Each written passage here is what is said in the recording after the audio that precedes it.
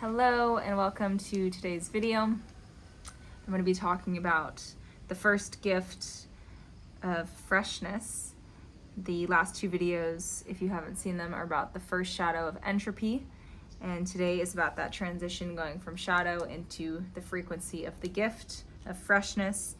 And this entire chapter talks about the beauty of melancholy. Melancholy. I don't know if I'm saying that right. But yes, I'm gonna kind of go over my personal notes and annotations that I took and what stuck out to me and what downloads I received from this section. So Richard Rudd kind of opens up this section talking about how in most ancient creation myths that the first manifestation of life is seen as light. And he goes over a few myths here. And then he uses that initial statement to basically describe light or fire as that which not only consumes but also transforms. And this is true, right? If you think of a campfire, for instance, the fire is going, and say you throw in a chicken wing. Okay, not only does the fire consume the chicken wing and burn it up, but it also transforms it into ash, and then, or maybe not ash, it disintegrates it, and then it goes off and it's gone. So anything you throw into a fire is not only completely engulfed and consumed, but it also changes state of being and transforms.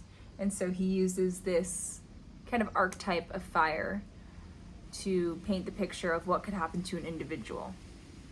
For instance, I could throw my grief into the fire, which the fire would consume it, burn it up, and then it would transmute into something that's not grief. And I kind of like this picture because also it made me think of the goddess Kali. Burn it all away, Kali, burn it all away. If it doesn't serve, Kali, burn it all away. There's like this kirtan song that goes like that. And Kali, if you're not familiar, is the goddess that, similar to fire, completely consumes and transforms. And so that was just a symbol that came into my head when I was reading this.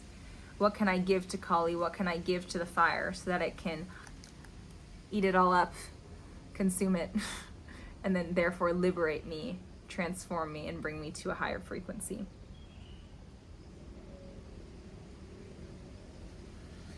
And then there's a quote here. He says, "Every time an individual moves cleanly through their low frequency chemical process, they reenact this creation myth." So every time I cleanly throw away my low frequency into the fire, there's a chemical process that occurs and go from chicken wings to smoke.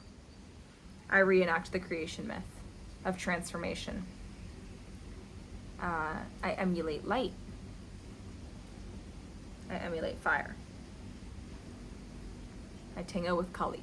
There's many ways to say this. And I feel like that's really symbolic, right?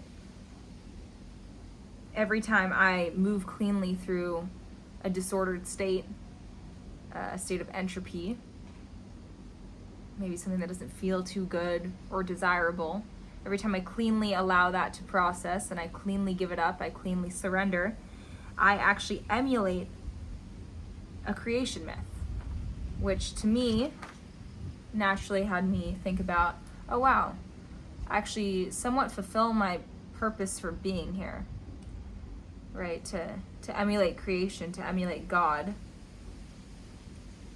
I feel like that's definitely part of the reason I'm here, is to experience low vibration, transmutation into higher vibration.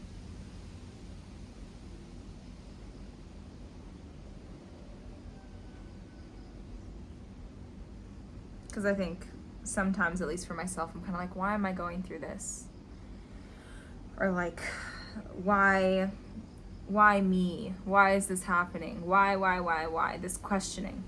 And I feel like this quote kind of answers that question. It's like, oh, because you're reenacting the creation myth, which is kind of the whole point we're here, to play the game. You know, we're a pawn in the game of life. And so I just thought that was beautifully written.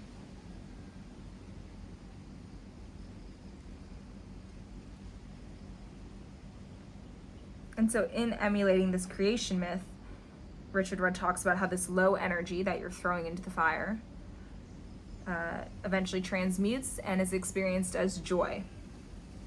Right, in the past videos I mentioned how the entropy lays the perfect dirt ground for love to sprout. So 2 ways to look at that. Entropy to love, or low energy to joy. Same thing. And with joy, with love, with emulating creation, comes this like deep-seated desire within the heart to express it, and express it through your art. And I personally can attest to this, because in the cycles of throwing things into the fire that I have been through, I have found art wants to come through me, which is interesting because I never necessarily considered myself a creative person until recently. Growing up, I was extremely type A. I was very book smart, not very street smart. And I didn't really have a knack for music or art or theatrics. I was more into like math, science, straight A's, sports.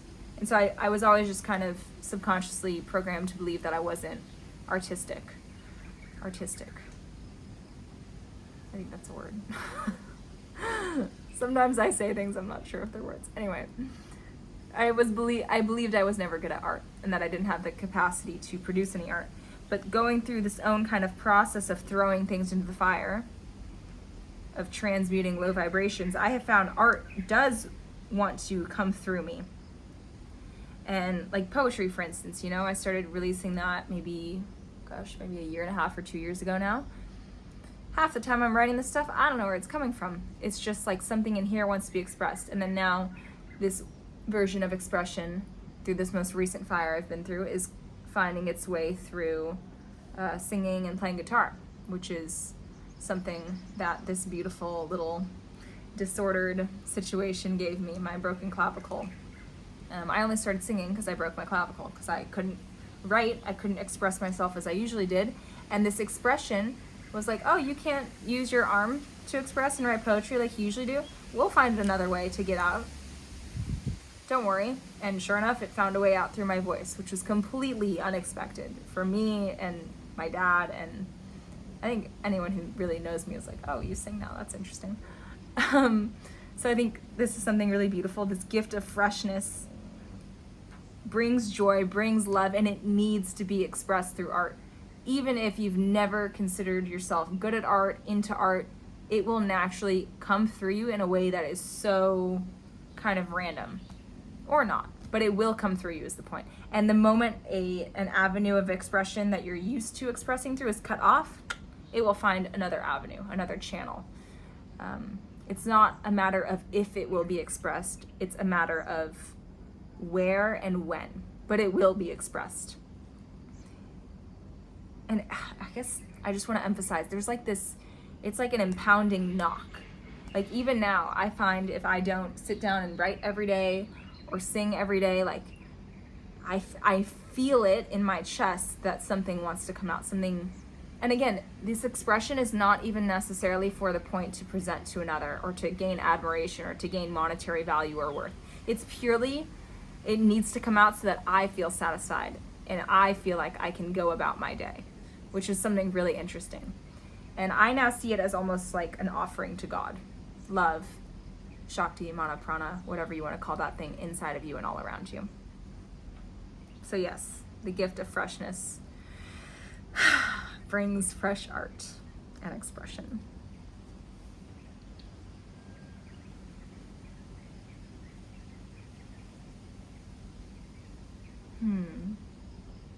So then he goes on to talk about how as you raise your frequency through this gift, through seeing entropy and disordered states of being and low vibrational frequencies as an opportunity to throw things into the fire, transmute so that you can express love, express art, express joy, naturally people are going to start to be drawn to you because art is beautiful. And you're emulating creation. God created all that we see, and now you're creating. So that's attractive. It's quite literally like the light of God is coming through you. And that is attractive. And so he says here, you'll find that you are singled out to become a natural born leader. At the same time, you'll find yourself reluctant to assume any leadership role since you are not in the least bit interested in being followed by others.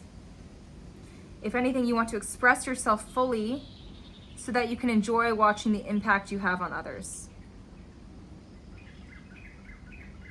Okay, so in this process of transmutation, you become a natural born leader. People are attracted to you and your art. But you don't want that. Again, you're expressing for the sake of expressing for yourself, or he says here, for the sake of watching the impact you have on others. So essentially for service reasons. And this is, again, something I can attest to. And again, I also just want to emphasize, I'm not saying I have this gift fully embodied, by no means. I'm definitely a work in progress. But the few times I have really felt the need to share my art with someone besides just myself, it's because I have this intuition that's going to help another person. And this kind of makes me backtrack and think about to the first very scary time I decided to show my poetry, which was actually, was funny. I shared a poem at Elizabeth Street Garden about my experience modeling. It's a very, very vulnerable poem about basically how I, was obsessed with how my body looked, and I listened to my agent who had all these kind of ridiculous norms for how I should look, and how I was trying to find the real meaning of beauty and love while dealing with this kind of body dysmorphia and eating disorder and this ill agent telling me what to do. This is what the nature of the poem was about, which I will actually link below this video if you're interested in watching it. And this was the very first time I decided to read a poem to anyone. And it happened to be at Elizabeth Street Garden in public. And it was as if I didn't have a choice. I, Haley Snyder, as an individualized point of consciousness, did not have a choice. God wanted to speak through me. God had a message in the form of this art, and I knew that if I went up there and read this poem, at least one girl in that audience would be like, oh wow, she struggled with self-worth and self-image also, like, oh wow, and then she's trying to get better. Oh, maybe there is hope. I just knew it would plant at least one little tiny seed of hope for one person, and to me that was worth it. And this is what Richard Rudd is talking about. It's, you want to express because you enjoy watching the impact you have on others, even if it just means one person. And sure enough, that day I went up there shaking, literally shaking, and then eventually got into the flow, and I ended up performing the rest of the poem with a lot of fluidity. And I did help more than one girl, actually. And to me, that was just like, wow, that was like all I could have ever wanted. So the joy is what creates the art. Sharing the art, the serving, using your art to serve, creates more joy. So it becomes an upward spiral, even though it's still scary to share and emulate the creation myth. So I think this is really, really interesting. Service becomes the only reason you actually want to share when you're in this gift frequency of freshness. You're not sharing your poetry or your music or your paintings or whatever other art form you have in order to receive praise. If you're truly embodied in this gift of freshness, the only reason you would ever feel the need to share with another is because you think it could inspire them to new levels of love. And that to you is beautiful. And it's enough.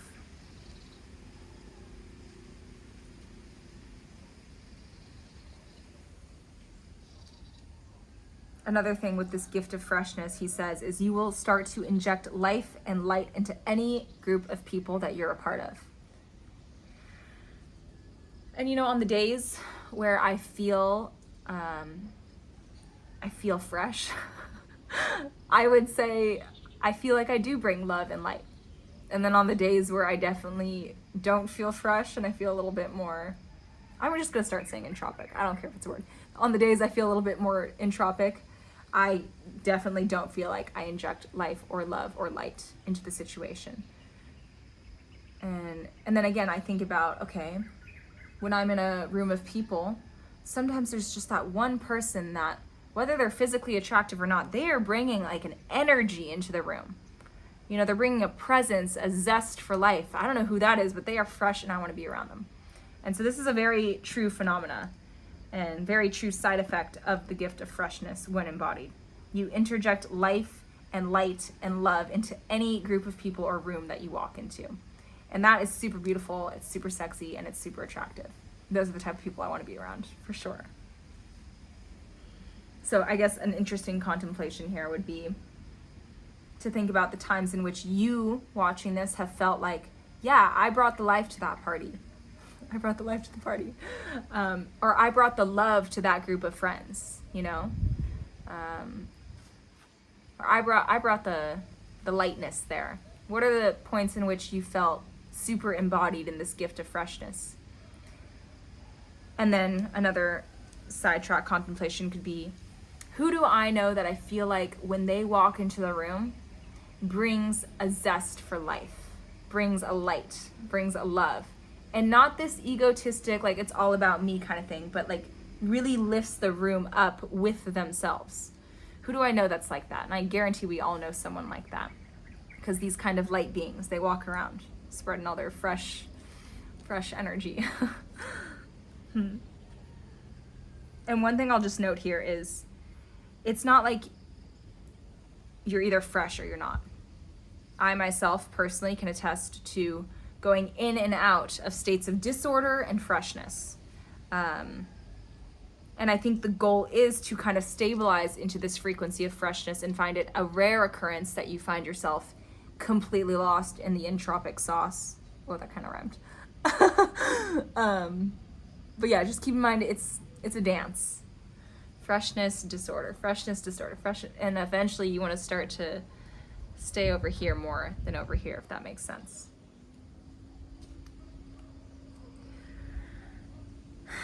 Okay, this part I really like. Creativity can never be controlled. It comes when it comes, and when it's absent, there's nothing for you to do but wait and relax.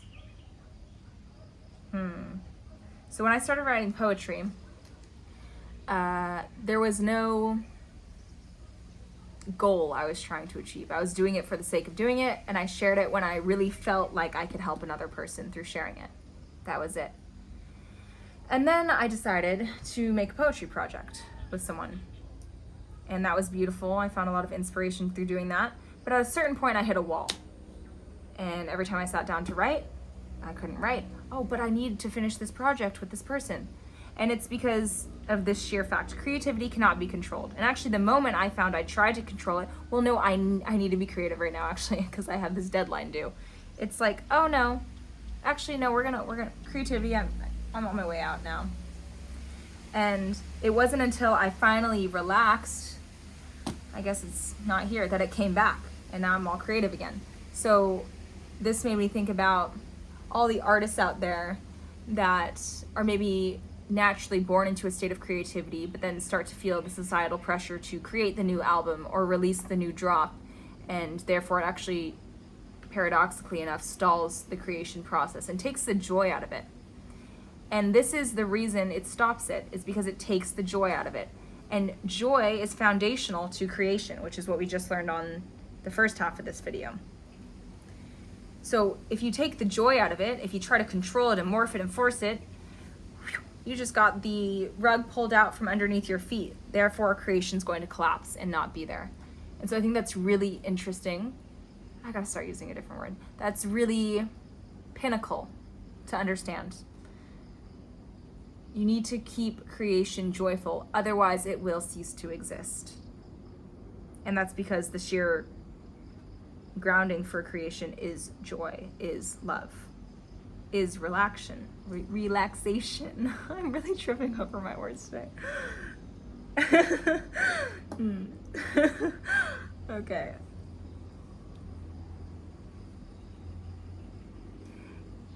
If you try to rekindle your creativity through force of will, through control, you end up making huge compromises. That's pretty self-explanatory. And I think by that he means, okay, so say I'm like, you know what? I'm going to force this poetry to be written. I don't care if I'm not feeling creative. Guess what? Then I write something that's actually not that great. And I know that. And actually, even the people who observe the art don't have as big of an impact, and I can observe that. So it also affects one's ability to serve through their art. Because if I write something that I don't actually feel like the light of God came through, I don't actually feel proud of or fully in the channel when I'm writing it, then yeah, if I go present it to someone, it's not going to have as big of an impact. And I think that's what he means why he says you'll end up making huge compromises if you try to force of will creativity.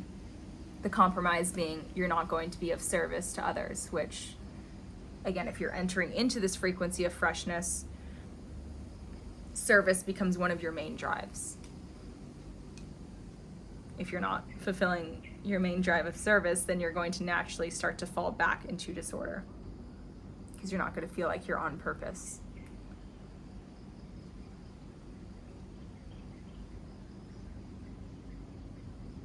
So yes, creation is either fully engaged or completely at rest. And it's not up for the individual to control it. God's will be done. So paradoxically enough, you have to relax in order to create.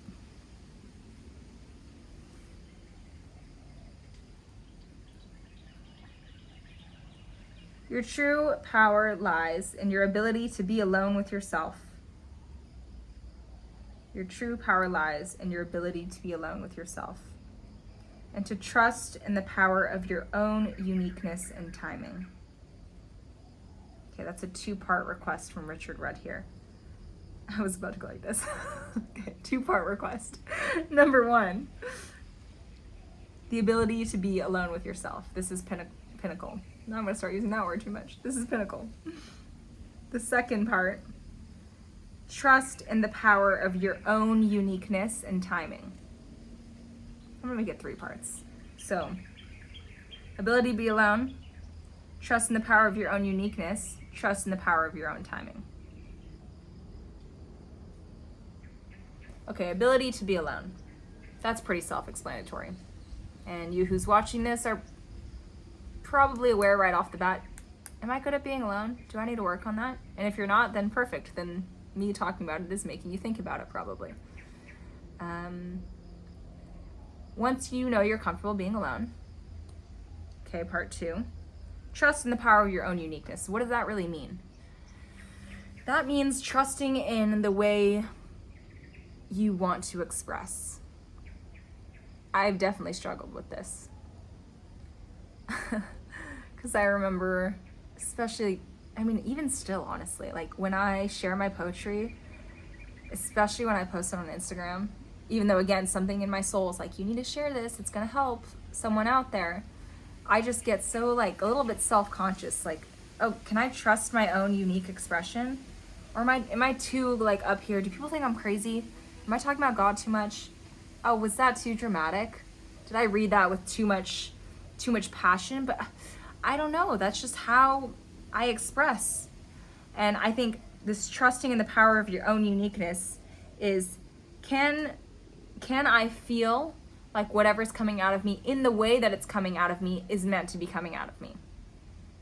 And constantly returning to that state of, yes, I can coast with that. And not having an opinion or a judgment about your own form of expression. Which is a piece of work for sure. I'm getting there. I have found that the more I share, even when I feel a little like trepidation, although my soul's telling me to share and I'm like, oh, but it's a little esoteric, am I gonna scare people? The more I step into that and do it and showcase that I trust that it's okay through the action of sharing it, I step more into that trusting the power of my own uniqueness. Trust is formulated through action, is what I have found. And then the last part, can you trust in the power of your own timing? Back to creation here, right? Can I trust that if I'm not feeling creative, that it's okay? That if I have nothing to share or say, that it's okay? Can I trust that there will be another inevitable cycle of creation, because that's how life works, right? Disorder and love, entropy and joy. Joy creates creation. It's just a cycle, back and forth and back and forth and back and forth. Can I just trust that life will keep moving, even though I feel right now I've been in this disordered entropy for too long, and oh my gosh, I haven't created in forever? Because remember what that creates from the last video? We talked about this. The more you question the entropy and the disorder, the downward spiral you go. And then yes, it does take longer to get back to love, joy, which is the foundation for creation. So I really like this quote because it has this 3-part situation. Can you be alone with yourself? Can you trust in the power of your own uniqueness, art, creation? And can you trust in the timing that creation wants to work through you? Something to contemplate. And just one last little note here before we wrap up. We are designed to overcome the shadow states inside of us so that our true genius can emerge and we can add our spirit to the world.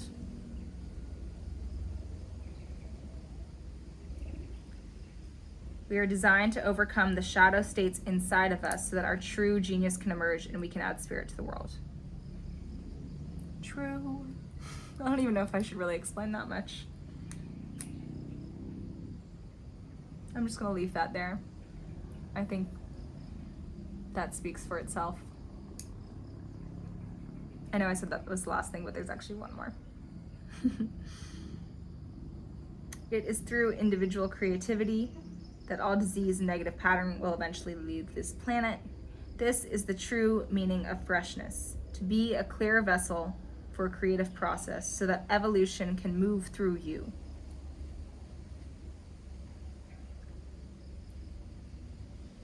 So Richard Rudd states very simply here, it is through creativity, it is through sharing your art, it is through expressing your own unique ways of being that will clear disease and clear negative patterns within the entire planet.